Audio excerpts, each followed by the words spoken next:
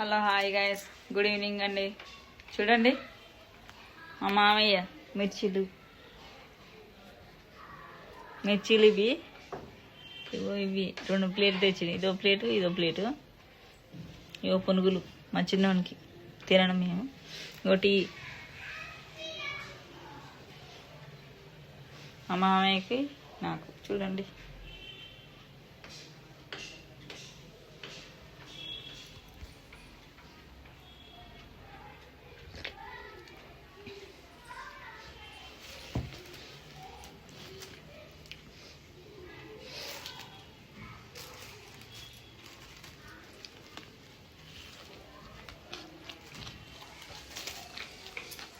Super taste ఉన్నాయి gas.